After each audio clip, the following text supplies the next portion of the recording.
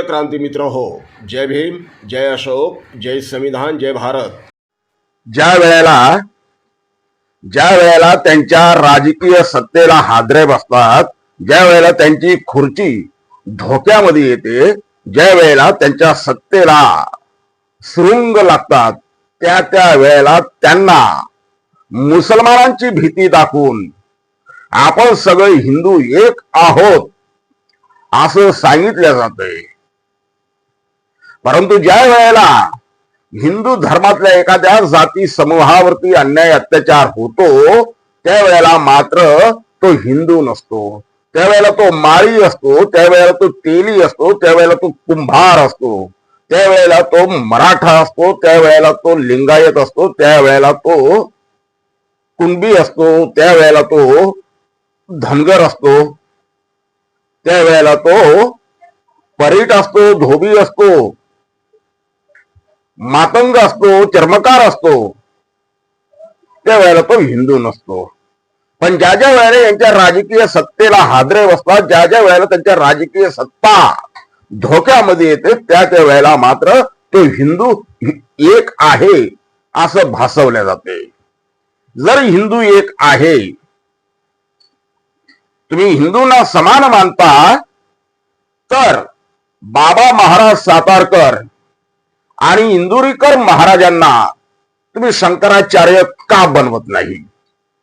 त्यांना शंकराचार्याच्या गादीवर का बसवत नाही असा रोखठोक सवाल ऍडव्होकेट प्रकाशजी तथा बाळासाहेब आंबेडकरांनी एका जाहीर प्रचार सभेत केला।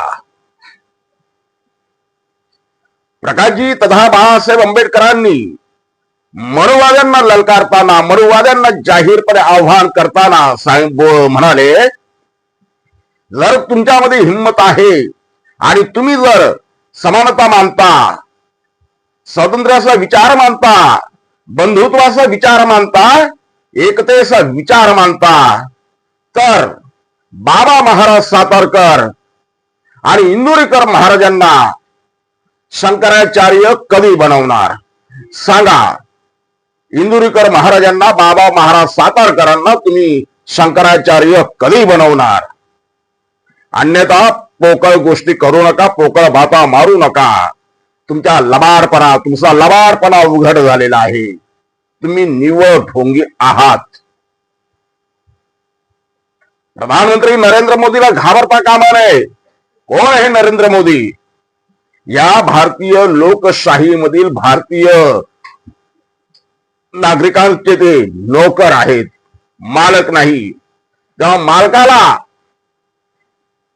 तेव्हा नोकराला घाबरता कामा नये। प्रश्न विचारण्याची हिंमत मालकानं म्हणजे जनतेने दाखवावी।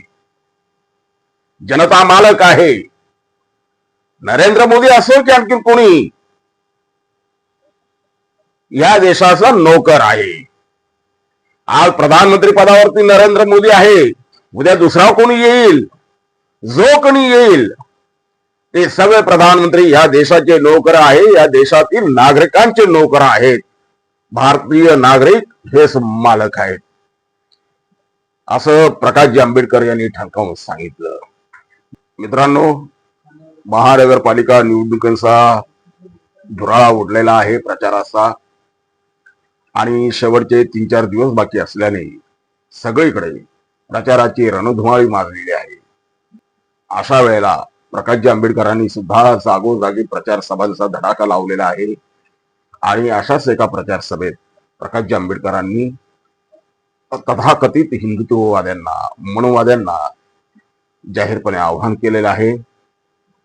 बाळासाहेबांच्या आव्हानाला जे कोणी तथाकथित हिंदुत्ववादी आहे ते कशा पद्धतीने उत्तर देतात, येणारा काळच आपल्याला सांगणार आहे। तोपर्यंत जय भीम।